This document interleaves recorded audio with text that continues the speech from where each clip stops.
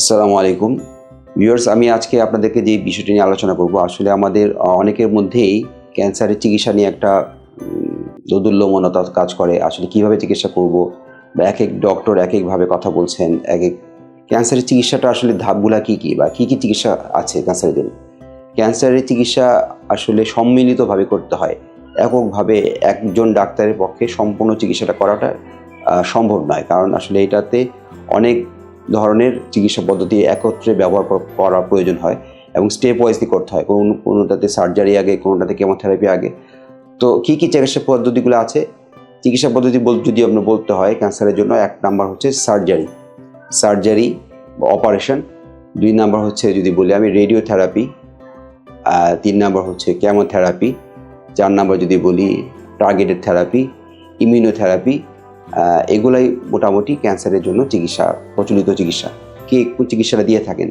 Surgeon বা যিনি operation করেন তারা সার্জারিটা করে থাকেন। রেডিওথেরাপি দেন রেডিয়েশন অনকোলজিস্ট, যারা স্পেশালিস্ট তারা রেডিয়েশন দিয়ে থাকেন, এবং যারা মেডিকেল অনকোলজিস্ট তারা ক্যান্সারের মেডিকেল ট্রিটমেন্টটা দিয়ে থাকেন, যারা যেমন কেমোথেরাপি, টার্গেটেড থেরাপি, ইমিউনোথেরাপি। এবং প্রত্যেকেরই কাজ আলাদা, এবং এখানে অনেক ডক্টরের এখানে ফাংশন রয়েছে, যেমন ডায়াগনোসিস, ক্যান্সার ডায়াগনোসিস নিয়ে হিস্টোপ্যাথোলজির যারা স্পেশালিস্ট, যারা প্যাথোলজিস্টের অনেক বড় একটা রোল এখানে আছে।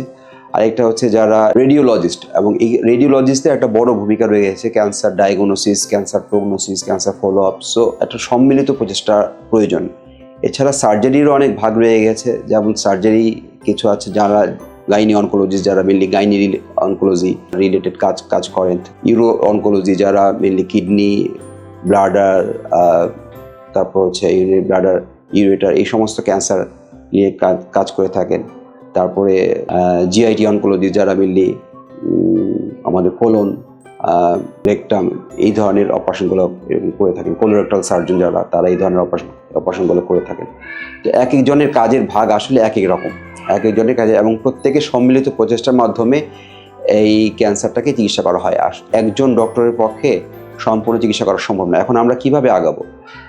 আমাদের রুগীদের জন্য অ্যাডভাইসটা হচ্ছে এইটাই, যে আপনারা একজন প্রথমেই যদি সন্দেহ হয় ক্যান্সার বা টিউমার বা এই জাতীয় কোনো সমস্যা মনে হয়, আমরা একজন অনকোলজিস্টের কাছে যাব, এবং রোগ যদি ধরা পড়ে তাহলে ওনার অ্যাডভাইস অনুযায়ী স্টেপ ওয়াইজ আমরাকে আগাবো।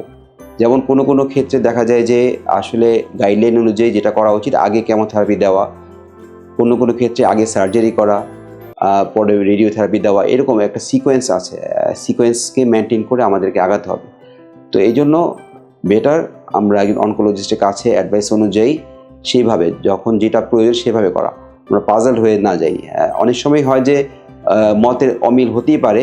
এই সমস্যার সমাধান করার জন্য যেটা করণীয় সেটা হচ্ছে যে আমরা একটা টিউমার বোর্ডের আয়োজন করতে পারি। আমরা বিভিন্ন সময় টিউমার বোর্ডের আয়োজন করে থাকি। যখন একাধিক ডক্টর এক এক রকম অপিনিয়ন হয়, তখন সবাই মিলে বসে একটা সিদ্ধান্ত নেওয়া হয় যে রোগীর সবচেয়ে বেনিফিট কীভাবে হবে, এবং according to the international guideline সবচেয়ে ভালো আউটপুটটা কীভাবে পাওয়া যাবে, সেই চিন্তাটা করে ওনারা সিকোয়েন্স অফ ট্রিটমেন্টটাকে সাজান। রোগীর পারিপার্শ্বিকতা চিন্তা করে, রোগীর বয়স, কোমরবিডিটিস, সব কিছুকে কনসিডারেশন নিয়ে তখন একটা ট্রিটমেন্ট ফর্মুলেশন করা হয়, এবং সেইভাবে চিকিৎসা করলে আমার মনে হয় যে বেটার আউটকাম পাওয়া যাবে। তো এই জন্য আমার অ্যাডভাইস হবে যে আপনারা পাজল না হয়ে, যদিও একাধিক ডক্টর এক এক মত দেন না কেন, আমরা যদি সম্মিলিতভাবে বসি এবং টিউমার বোর্ড আয়োজন করে একটা সিদ্ধান্ত নেই, সেইভাবে ট্রিটমেন্ট করলে আমাদের ট্রিটমেন্টের বেটার আউটকাম পাওয়া যাবে। আশা করি সবাই বুঝতে পেরেছেন, এবং সেইভাবে আমরা আগালে আমাদের রোগীদের একটা ভালো ফলাফল দিতে পারবো ইনশাআল্লাহ। আসসালামু আলাইকুম।